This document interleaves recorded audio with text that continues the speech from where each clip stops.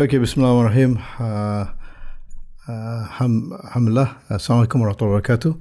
I'm Dr. Maszlee Malik, currently the chairman for International Institute for Advanced Islamic Studies, a think tank under the Prime Minister Department of Malaysia. And I was a former MP of Simparangam in Malaysia, and also a former Minister of Education. So to speak more about the Malaysian Muslims as well, and I want to focus on Malaysian sisters right now. So what kind of role do the women play in Malaysian Islamic society, and what are the opportunities and challenges that they might face as Muslim sisters? One thing that you will experience if you go to Malaysia or living with Malaysian Muslims, we never had any thoughts about the calling for equality between man and woman, because we are always living completing each other as complements with each other. And sometimes when we are complementing, when men trying to complement the women also have their roles in complementing the men.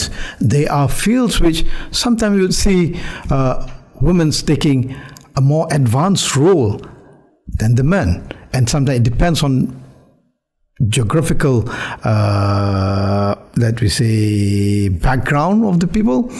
I'll give you an example.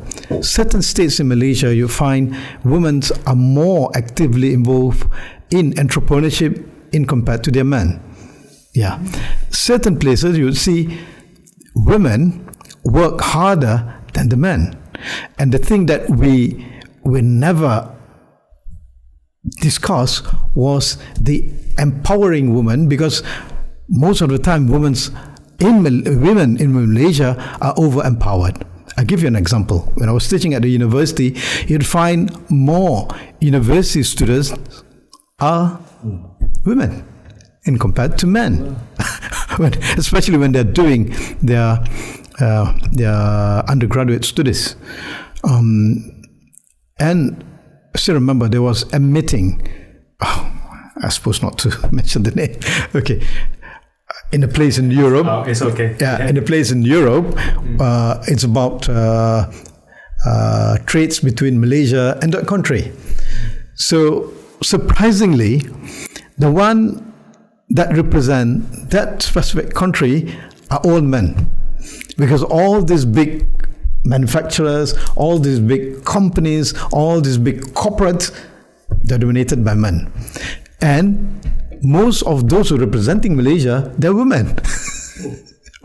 So sometimes we have this issue of when the feminist movements or this feminist activists saying that they want certain quota and whatnot for women here, women there. I said, what quota are they talking about? Because, most of the time we have more women, not only in terms of leadership, in terms of entrepreneurship, even at education, even when you didn't mention about examination, at the national examination, you find a lot of women, a lot of girls and a lot of women scores much better result than the men. So things that normally kind of mind-boggling amongst Malaysia, when some Westerners, some people from the other part of the world coming to Malaysia and trying to preach that, you need to empower your women.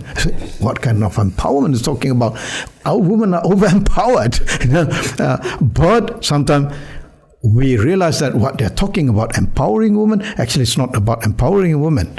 It's about certain cultures and certain practices that relate to Islam that they don't want. So they're overgeneralizing it. Or sometimes they're trying to push the agenda of justifying the third gender. That's what they mean by women empowerment, that somehow we feel that it really, let me say,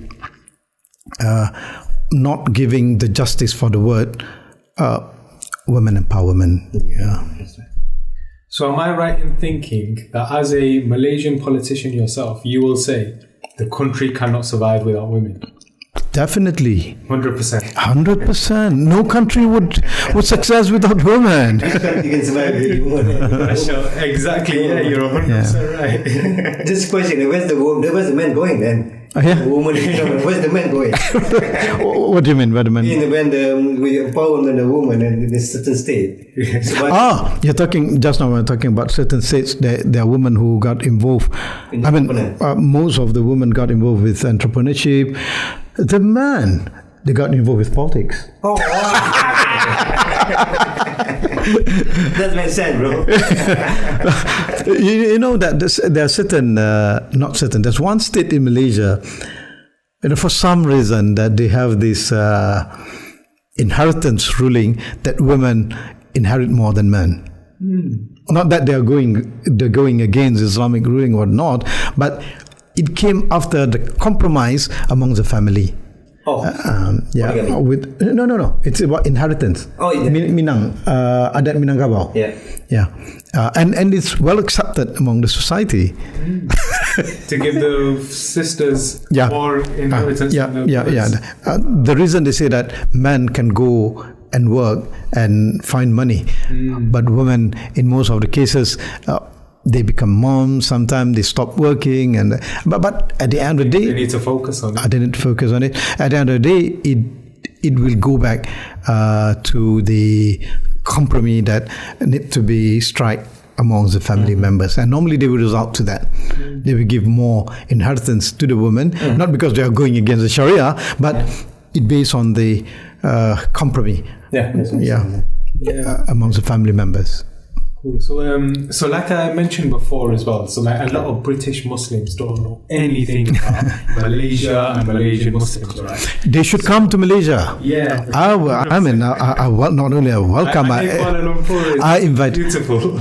Not only Kuala Lumpur. Yeah. Come on, you need to go up from Kuala Lumpur as well. A lot of other fascinating, exciting places. Islands. Yeah. You have the eastern part of Malaysia would have a lot of islands, sea, beaches and sands, sun. That I think what you guys miss most, especially during winter. Come to Malaysia. And for British Muslim students, come to Malaysia to further your study. There's a lot of higher learning institutions there, including British higher learning institutions. You have Nottingham University Malaysia. You have Reading University Malaysia. You have Heriot Ward Malaysia, and two other universities that I couldn't recall, but when I was a minister, they kept coming, having a meeting with me.